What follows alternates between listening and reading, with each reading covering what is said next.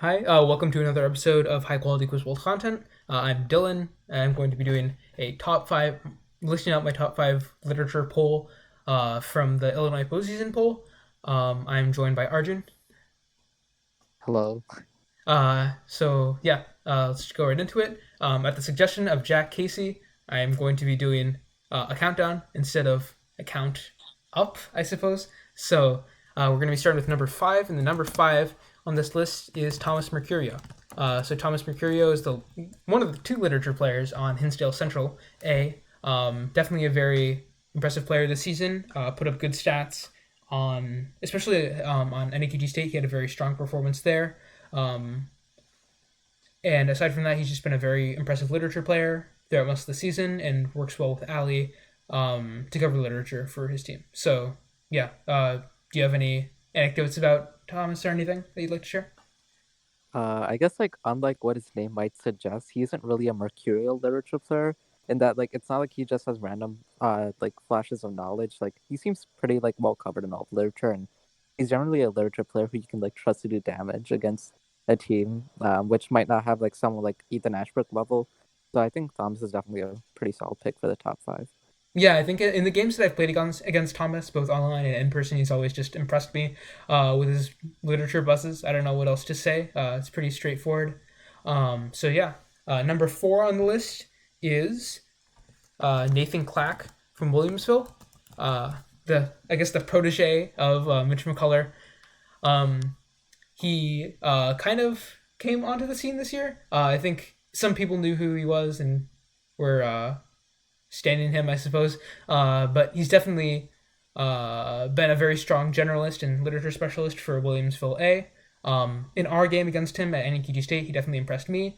Although he didn't do that well across the rest of the tournament, I think NEQG State was actually an anomalously bad performance from Nathan Clack. If you look at his other performances, such as HFT, where he had nearly 4 powers a game, presumably most of which were in literature, and also the unrecorded statistics from NASAT tryouts, where he had some very good rounds and showed me just how well he can scale up. I think that Nathan Clack is definitely very deserving of this number four spot. Um, so yeah, Number three on the list is Danny Kim from Fremd. Now, this whole grouping of basically the second to fifth is it could be basically in any order. I think this is just the order that I chose to put them in. Even though Danny and Nathan are very similar level in literature, Nathan had a better HFT, Danny had a better SCT. I gave Danny the higher placing just because of the SCT, which is a more difficult set and more accurately represents how well you scale up. I think Nathan also did better at NASAT tryouts from at least from what I saw. Um, but Danny, I just put him there. Literature specialist for Friend. He's definitely been strong, and I've played him a lot, so I have a good idea of how good he is. He's definitely always impressed me. Do you have any notes on either of these two players?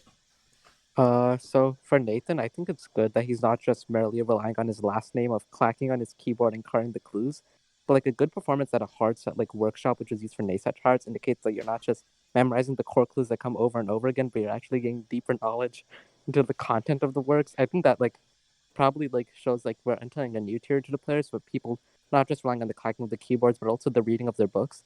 And I think Danny's also kind of falls in that because the buzzes he gets, it's pretty clear he's not just memorizing score clues, not score clues, stock clues. He's actually reading the books and he's buzzing off of that. And Danny's done really well. In our first game against I guess anecdotally against Friend at kickoff, we won that game by 5 points, but there were also only 3 literature in that set. And if there was 4 literature toss-ups, we'd have lost a Friend. Danny's just a fearsome literature player, and Yeah. he definitely deserves his position here. Yeah. You saying score clues that actually I think I have a hot take about them that I'd like to share. All right. Number two on the list. I think in the same general group as Thomas, Nathan, and Danny in terms of skill, it's definitely hard to separate these very strong players. Is Ben Fry, Benjamin Fry from Chicago Christian.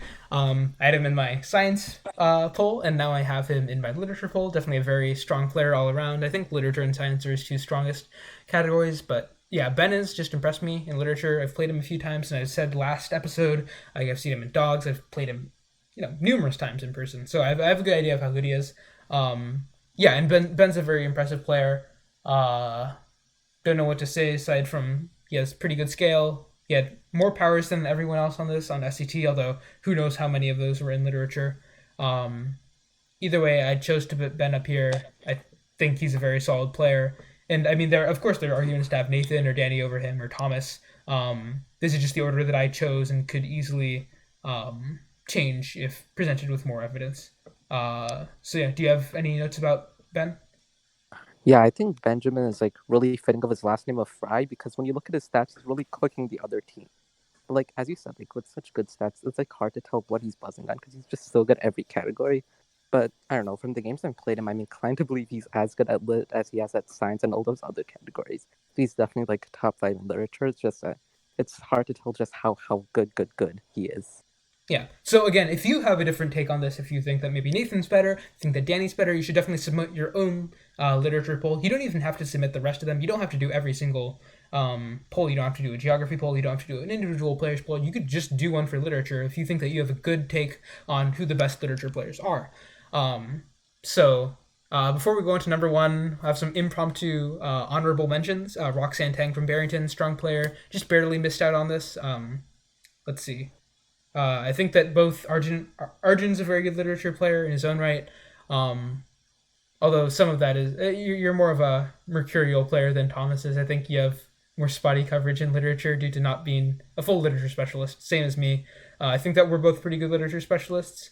Let's see. Aside from that, who else? I would say like Daniel Ding is pretty befitting of his name. When he dings the buzzer, you know he's gonna get it right. He has really low net grades, and like he's like a developing literature player because he like wasn't on the A team and he wasn't like seriously studying or whatever before. So I think he's like a developing. Like he's not top 5 yet, but he's definitely like on the verge of it. And hopefully next year he can get into the big slot. Yeah, now that you mentioned Daniel Ding, he actually had a literature power against Ethan Ashbrook. Spoilers are number one in the final, in one of the final matches of the NEQT State. So that really impressed me, and I think that you're right in saying that Daniel is definitely on his way to being a top 5 literature player in Illinois. So yeah, I guess we'll move on to numero uno. Oh, whoops! I guess that does the indent now. Nope. Okay, there we go. To no one's surprise, number one literature player is Ethan Ashbrook from uni.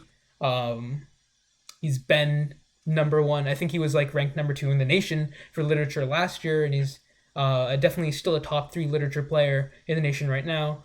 I think, no offense to any of the other players, I think he's just on a level above. As someone who has seen him play a lot, because I have played a lot with him, teammates, he is, just an incredibly good literature specialist. Like, I don't know what else to say. Like, I consider myself a pretty good literature specialist, and he just completely locks me out of literature. It's hard to put into words just how dominant he is at this category, and I think that he's definitely very deserving of this number one spot. I would say that like his last name is probably not the best indicator of him. He should have named Ethan Ashbrook because his book knowledge is like quite astounding. And like you say, you can't like describe how dominant his specialism is. I think like you have to turn back to your own comments when you said like Daniel Link should be in the list because he beat Ethan to a literature toss-up. Just the fact that you could beat one person to one toss-up on the category and that's seen as a surprise should show you just like how much of a lockdown he has on the subject.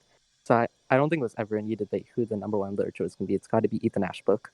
Yeah, in addition to Ethan Ash book, he also should have possibly been in Ethan Ash play because he's been in a number of like the dramatic productions at uni, which I think has helped his literature knowledge. So yeah. All right. Thank you for being a last name analyst, Arjun, and I've been your host. See you next time. Make sure to like and subscribe.